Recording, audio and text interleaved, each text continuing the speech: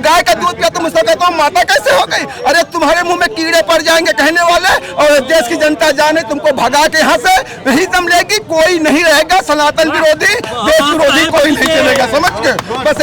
आप अगर कोई पार्टी भारत में राजनीति करेगी तो भारत की जनता के हिसाब से करेगी, तभी राजनीति कर पाएगी। अपने हिसाब से कोई भी पार्टी राजनीति करेगी, कोई भी नेता राजनीति करेगा तो नहीं कर पाएगी भाई साहब। तो 24 का सहरा किसके सर बंधेगा? 24 का सहरा मोदी जी पे बंधेगा। आज जनता ने क्लियर कर दिया है, फिर से प्रधानमंत्री नरेंद्र मोदी होंगे 2024 में, फिर से केंद्र में पूर्ण बहुमत की नरेंद्र मोदी की सरकार बनेगी। नरेंद्र मोदी जिस कुर्सी पर बैठते फिर हटते नहीं है, चाहे गुजरात की कुर्सी कैसे मिलेगी, वो तो बोल रहे हैं हटते ही नहीं, इतिहास गवाह है, उनका अधिकार है, वो कुर्सी के लिए ही परेशान होते हैं। मैंने आपको पहले भी कहा, देश के रहने वाले सारी जनता के हितों का रक्षा करना विपक्ष का कर्तव्य है, जो राहुल गांधी ईमानदारी से निभा रहे हैं, कांग्रेस पार्टी ईमानदारी से निभा रही है और ये निभाती रहेगी।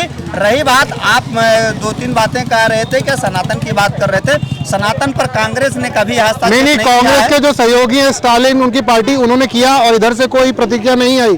तो अगर आपका कोई साथी है और अगर कोई गलत कृत्य करता है तो आप उसे रोकेंगे या विरोध करेंगे? स्टालिन अभी उनका सहयोगी तो नहीं है, हमको तो नहीं लगता कांग्रेस के सहयोगी है स्टालिन के। आप समझिए कि बीजेपी के AIDMK था जो उसने छोड़ दिया, और जो इंडिया गठबंधन में समाजवादी पार्टी है उनकी तरफ से भी हुआ। मेरी बात तो सुन लीजिए, जब मोदी जी 2017 में योगी जी के शपथ ग्रहण समारोह में आए थे, माननीय मुलायम सिंह उनके कान में कुछ कहे थे, शायद अखिलेश यादव को सौंप गए थे कि आपके हाथ में रहेंगे, और अखिलेश यादव ने वो कर दिखाया है।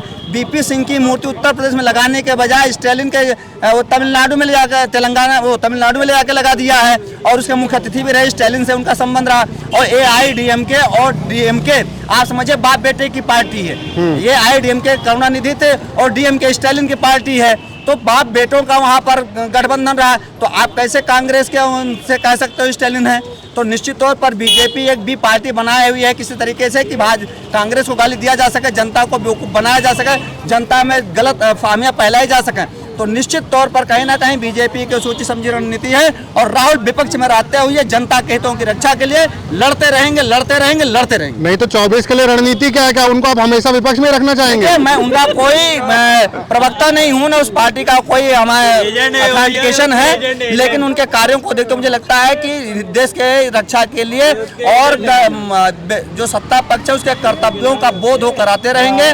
रही बात 2024 की, तो रणनीति वो तय करेंगे, जब वो करेंगे तो आप उनसे पूछ सकते हैं आसानी से। बताइए भाई साहब, क्या नतीजा आ गया, क्या लग रहा है आपको 24 में क्या रहा माहौल रहेगा? हम लोग को क्लियर था, पहले से ही क्लियर था कि भारतीय जनता पार्टी की सरकार बनेगी, अखंड जीत होगी हम लोग की, और वो रिजल्ट आ गया है आज 3 तारीख को। सबको बहुत ही जो है इंतजार था 3 तारीख का कि भाई 3 तारीख आए, रिजल्ट का जो है परिणाम दिखे, वो दिख गया है। हम लोग की बम्पर तरीके से जीत हुई है, और 2024 में भी हम लोग की बम्पर तरीके से जीत होगी। यहीं से रास्ता खुल गया है हम लोग का, और पूरी हम लोग की सत्ता बनने वाली है। 2024 में नरेंद्र मोदी जी की जो है फिर से सरकार बनेगी। अब किला हैट्रिक बनेगी हम लोग की, और हैट्रिक बनने के बाद नरेंद्र मोदी जी प्रधानमंत्री के बनेंगे।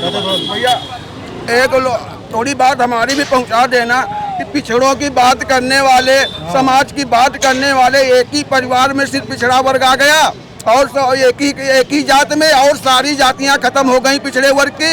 एक ही परिवार के 16 लोग विधायक और सांसद और वो हैं, और वो उनकी बात और वो पिछड़ों की बात करते हैं। किसके ऊपर निशाना साध रहे हैं? मैं सपा के ऊपर साध रहा हूँ, सीधा निशाना। एक ही परिवार के 18 लोग हैं, विधायक, जिला पंचायत सदस्य हैं, और वो बात पूरे समाज की करते हैं। अरे वही 18 विधायक पद अगर औरी बिरादरी में बांट दिए होते पिछड़ों में, तो 18 पिछड़ी जात के विधायक होते, पिछड़ी जात के विधायक होते, अलग अलग उसके कैडर के।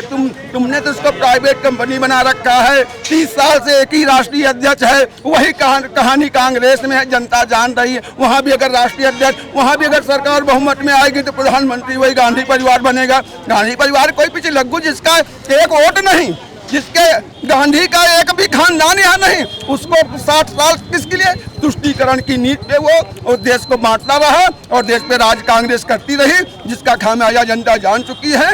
अब जनता भुलावे में नहीं आएगी, और फिर देखना 2024 में पुनः नरेंद्र मोदी प्रधानमंत्री बनेंगे। सबका साथ, सबका विश्वास, सबके साथ में।